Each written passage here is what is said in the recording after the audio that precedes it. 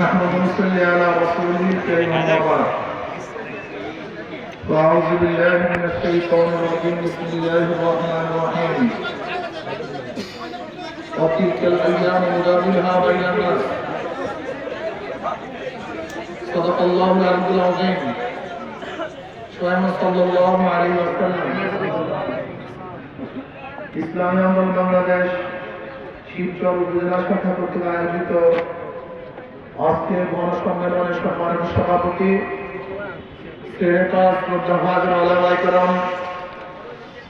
সর্বস্তরে ইসলাম প্রিয় দেশ প্রিয় ভাইরা আমার, ইসলামী আন্দোলন বাংলাদেশ প্রিয় কেন? এরা কি চায়? এটা দাবি কি? এদের আদর্শ কি, নীতি কি? এ সম্পর্কে আমরা অনেকেই জানি না।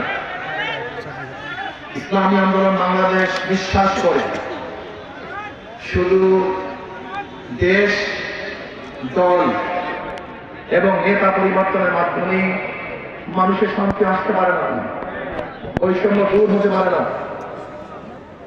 আমরা বৈষম্য দূর করার জন্য ব্রিটিশদের বিরুদ্ধে আন্দোলন করেছিলাম। ভেবেছিলাম ব্রিটিশ এদেশ থেকে বিদায় হলেই বৈষম্য দূর হবে, মানুষ শান্তি পাবে, মানুষ মুক্তি পাবে। কিন্তু আমরা কি দেখলাম? ব্রিটিশ এদেশ থেকে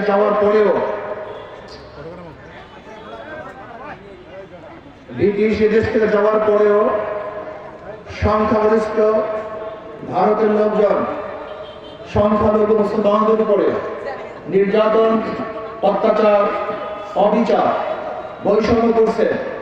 ভেবেছিলাম ভারত থেকে যদি পাকিস্তান নামে একটা দেশ করতে পারি, মুসলমানদের জন্য আলাদা ভূখণ্ড করতে পারি, তাহলে মানুষ শান্তি পাবে, মুক্তি পাবে।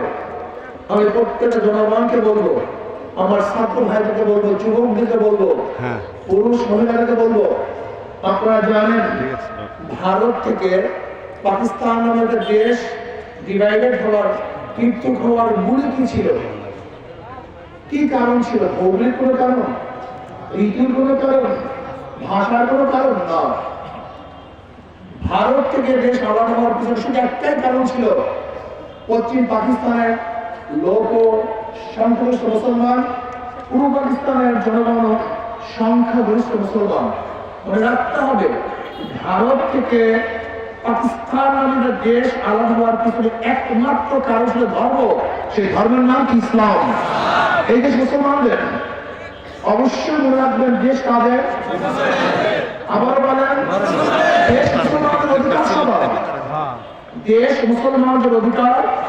যেরকম ঢাকা ইউনিভার্সিটি করেছিল সলিমুল্লাহ রহমতুল্লাহ আলী, নওয়াজ সলিমুল্লাহ রহমতুল্লাহ আলী নিজের অকৃত 600 একর জমির মধ্যে ঢাকা ইউনিভার্সিটি, বুয়েট, ঢাকা মেডিকেল, নওয়াজ সলিমুল্লাহ রহমতুল্লাহ আলী 1911 সনে প্রস্তাব দিয়েছেন ব্রিটিশের কাছে ঢাকা ইউনিভার্সিটি যাই।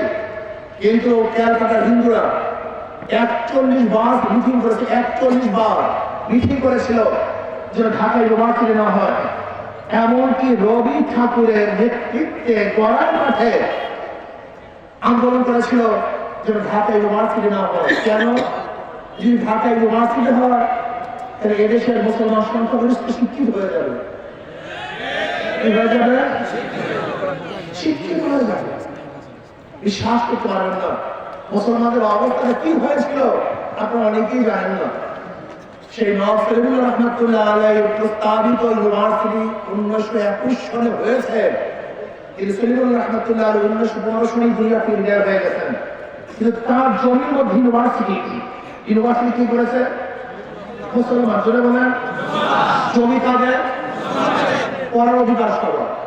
ইউনিভার্সিটি মুসলমানদের, পড়ার অধিকার সভা।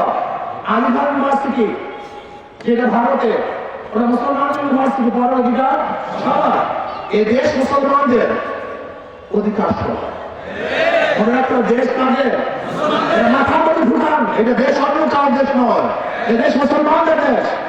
এখনো বেড়াতে মুসলমান, কাজে অধিকার সভা। ভেবেছিলাম পাকিস্তান নামে একটা দেশ গঠন করতে পারলে বৈষম্য দূর হয়ে যাবে, মানুষ শান্তি পাবে, মুক্তি পাবে। কিন্তু কি দেখলাম? পশ্চিম পাকিস্তানের মানুষগুলি পূর্ব পাকিস্তানের মানুষের সাথে বৈষম্য করছে, তাদের অধিকার ফিরে দিচ্ছে না। ভেবেছিলাম যদি পশ্চিম পাকিস্তান থেকে পূর্ব পাকিস্তানকে ভাগ করতে পারি, আলাদা করতে পারি, তাহলে আমরা শান্তি পাবো, মুক্তি পাবো, বৈষম্য দূর হবে। এর জন্য এখন করে বাংলাদেশ নামে একটা দেশ আমরা পাকিস্তান থেকে ভাগ হয়ে আলাদা হয়েছিলাম।